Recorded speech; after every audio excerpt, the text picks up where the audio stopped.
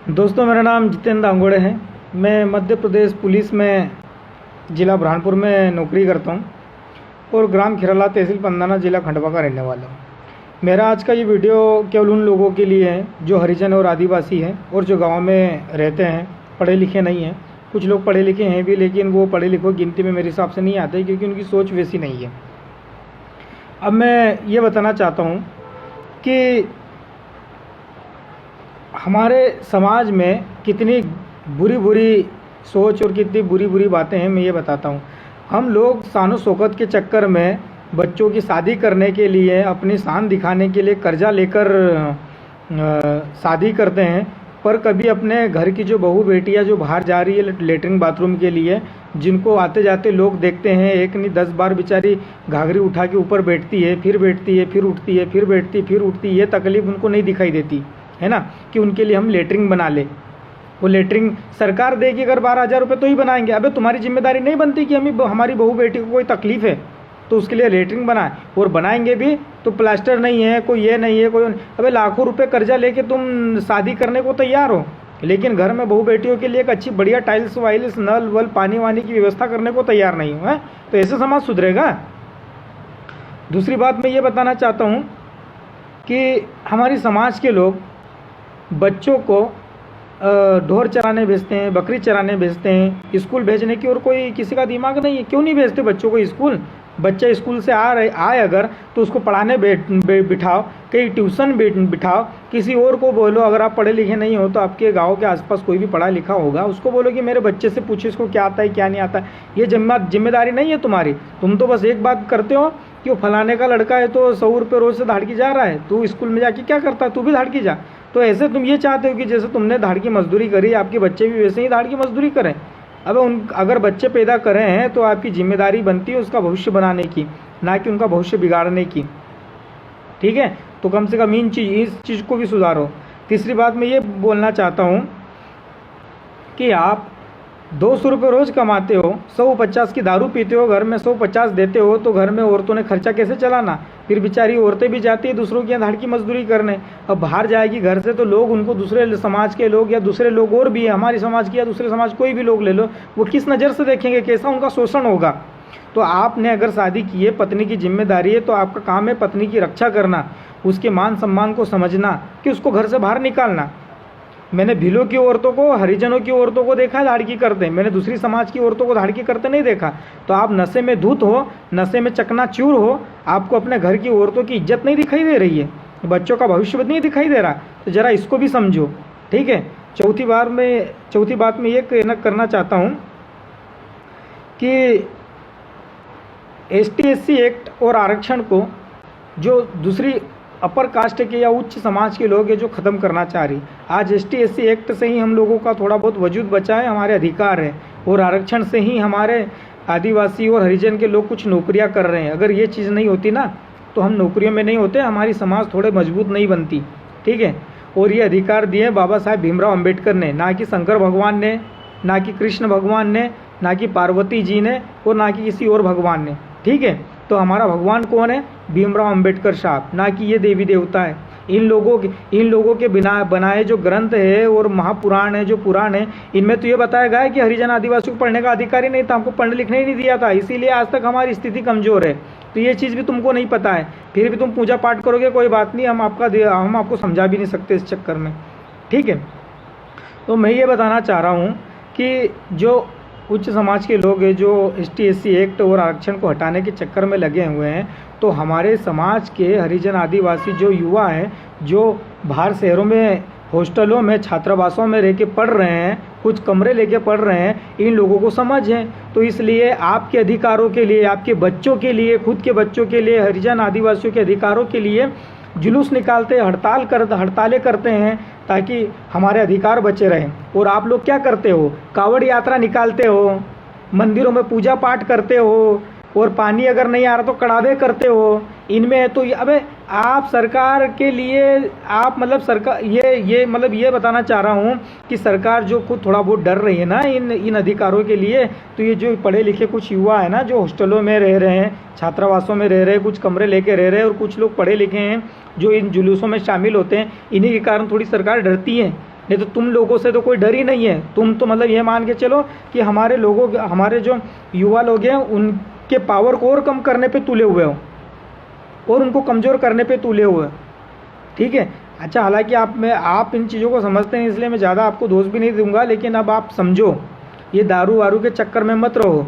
और दूसरी बात मैं भैया बताना चाह रहा हूँ कि अगर आप मजदूरी कर रहे हो तो मजदूरी करते करते क्या ज़िंदगी भर मजदूरी करोगे कि आपके बच्चे भी मजदूरी करेंगे? भाई मजदूरी करके आप कुछ व्यवसाय छोटा मोटा खोलो। आपके पास खेती अगर अच्छी है तो खेती करो, धीरे धीरे कुछ कारखाने खोलो, फैक्ट्रियाँ खोलो, ठीक है। और खेती को और बढ़ाओ, अपने बच्चों को पढ़ाओ लिखाओ, कोई इंजीनियर बनाओ, डॉक्टर बनाओ, बिजनेसमैन बनाओ, ठीक है। कोई स्पोर्ट्स में खिलाड़ियों में भेजो।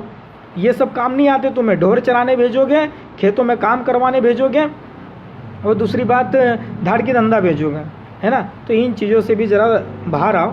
और तीसरी बात मैं ये बताना चाह रहा हूँ कि भीलों का जो इतिहास है ना भाई, भीलों का इतिहास कोई छोटा मोटा इतिहास नहीं है।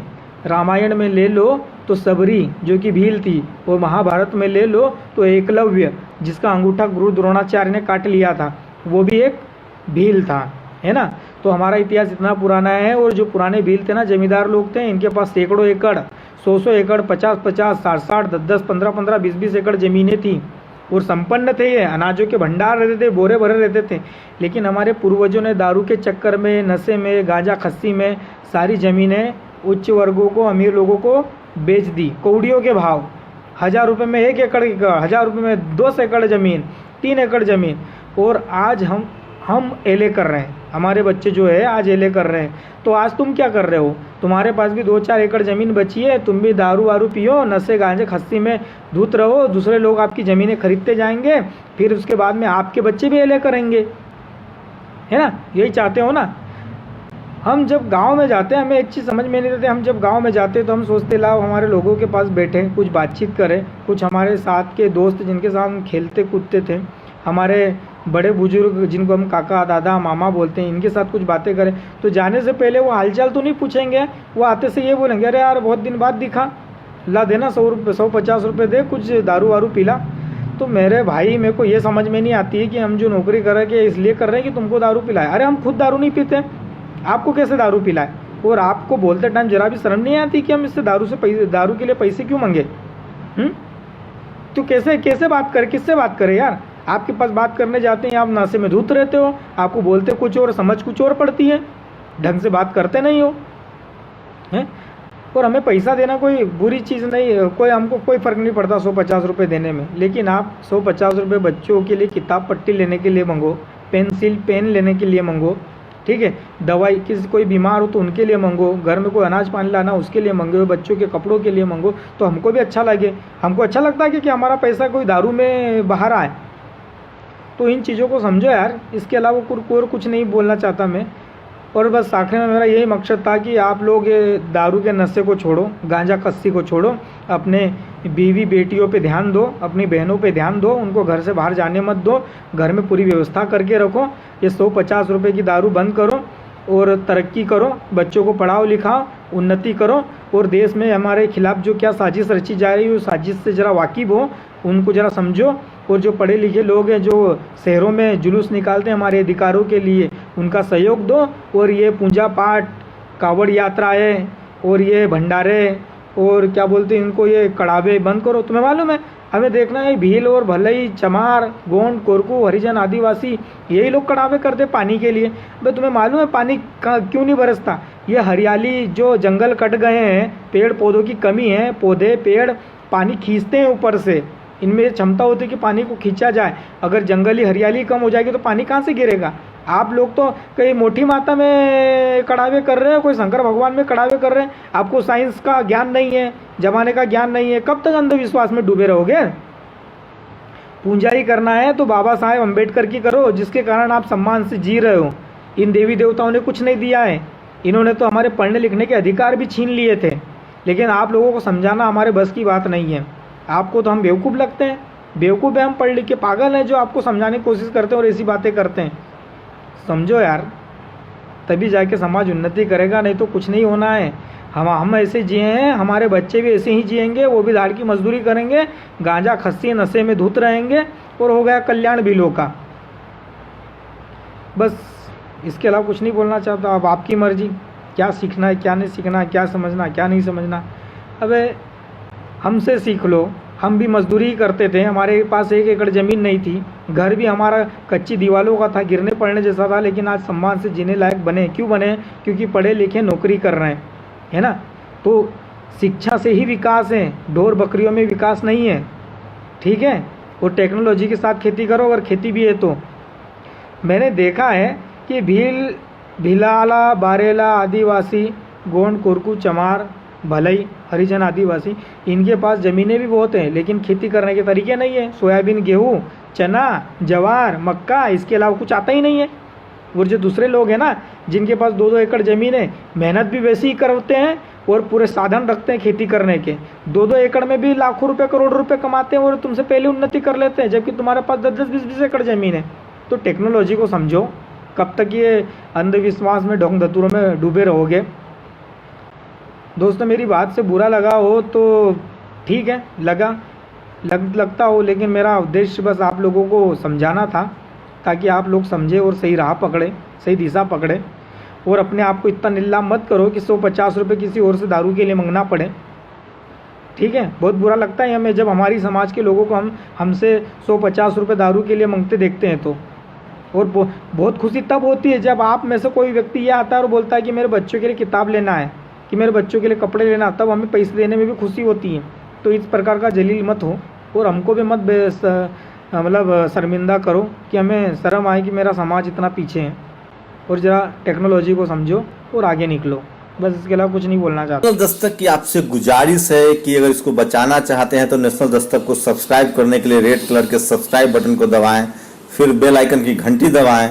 नेशनल दस्तक को बचाने के लिए बहुत जरूरी है कि हर खबर को शेयर करें, लाइक करें, कमेंट जरूर करें।